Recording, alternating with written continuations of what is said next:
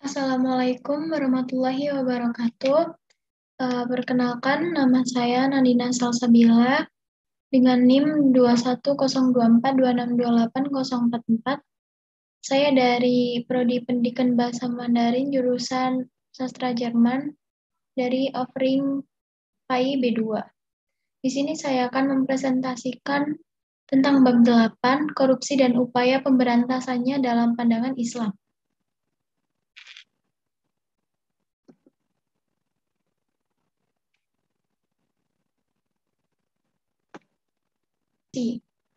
Secara bahasa, kata korupsi tidak ada dalam Al-Quran atau corrumpere, corruptio, corruptus. Kata tersebut kemudian diadopsi oleh beberapa diserap menjadi corruption dari kata kerja korup yang berarti jahat, rusak, yang juga berarti rusak. Kata korupsi yang dipakai dalam bahasa Indonesia merupakan serapan dari bahasa Belanda corruptie yang berarti curang dan jahat. Sedangkan secara istilah, korupsi mempunyai arti yang bermacam-macam. Dalam Kamus Besar Bahasa Indonesia Kawilan uang, penerimaan uang soko, dan lain sebagainya. Istilah ini kemudian dikaitkan dengan perilaku jahat, buruk, atau curang dalam hal keuangan, di mana individu berbuat curang ketika bentuk-bentuk korupsi. Dalam pandangan Islam, tidak dikenal istilah korupsi karena kata tersebut bukan berasal dari agama Islam. Pertama, gulul atau penggelapan, atau wadasu fimataihi, atau mengambil sesuatu dan menyembunyikannya dalam hartanya. Yang kedua, riswah atau suap. Istilah lain yang juga merupakan salah satu bentuk korupsi adalah riswah. Istilah ini berasal dari kata rasya, yarshu, riswah berarti menyuap, sedangkan orang yang mengambil atau menerima suap disebut al-murtashi. Sementara orang yang menjadi perantara antara pemberi dan penerimanya dengan menambahi di suatu al-raish. Riswah merupakan perbuatan yang dilarang oleh Al-Quran, hadis, dan ijma ulama.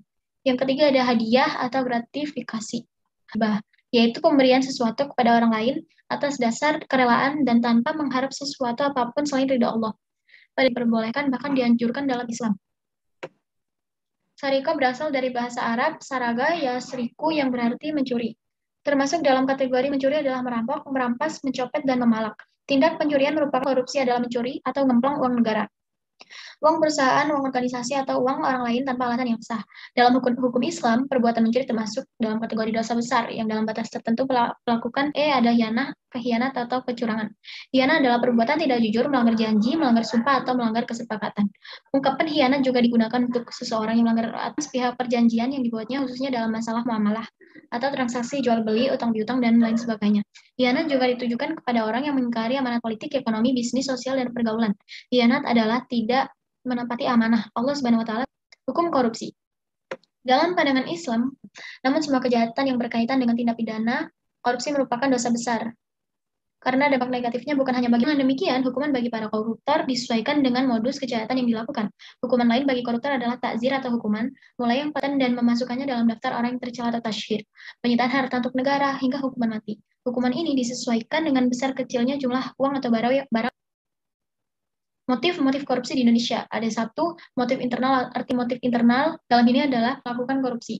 Motif internal itu antara lain, yang pertama, sikap terlalu mencintai harta atau hub al dunya. Yang kedua, sikap tamah dan serakah. Tiga, sikap konsumtif dan hedonis.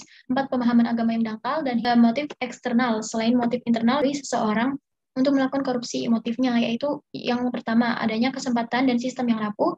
Faktor budaya, hukum yang lemah. Bahaya korupsi di depan manusia. Satu, bahaya korupsi bagi individu. Yang pertama, pelakunya akan masuk neraka. Kedua, pemakan barang haram tidak akan mencapai derajat takwa. Ketiga, orang yang makan makanan haram, kesadaran beragamanya sempit. Yang keempat, pemakan harta haram tidak diterima. Korupsi terhadap kehidupan generasi muda. Salah satu efek negatif yang paling berbahaya dari korupsi dalam jangka panjang adalah rusaknya generasi muda. Jika generasi hampir bisa dipastikan suram. Sebab masa bahaya korupsi terhadap kehidupan bermasyarakat sehari-hari dalam suatu masyarakat yang kacau. Kekuasaan pemerintahan dan di hadapan masyarakat. Birokrasi administrasinya birokrasi. Korupsi juga berdampak sebuah proyek nepotisme dalam penunjukan pelaksana proyek, penggelapan pelaksana pertumbuhan ekonomi diharapkan dari proyek tersebut tidak akan tercapai. D. Upaya menumbuh kembangkan budaya anti korupsi. Yang pertama ada punya peran yang strategis dalam bangun karakter mahasiswa. Tujuannya yaitu bukan hanya membentuk mahasiswa yang berbudaya jujur, namun hingga saat ini yang menjadi fenomena di kalangan sebagian mahasiswa adalah budaya tidak jujur. proses pembentukan perilaku jujur setidaknya melakukan 2 hal berikut, yaitu yang pertama proses pembiasaannya itu dengan membiasakan diri untuk berperilaku agar dapat memperoleh hasil yang maksimal. Yang kedua ada proses keteladanan sikap jujur lebih efektif terbentuk pada mahasiswa jika pada. Yang kedua ada memegang teguh sesuatu yang dipercayakan kepada orang lain. Amanah adalah sesuatu yang harus dipelihara dan dijaga agar sampai kepada 1974 70 membagi amanah menjadi 3 macam, yaitu yang pertama amanah manusia terhadap Tuhan, amanah manusia terhadap diri sendiri. Demikian presentasi saya. Assalamualaikum warahmatullahi wabarakatuh.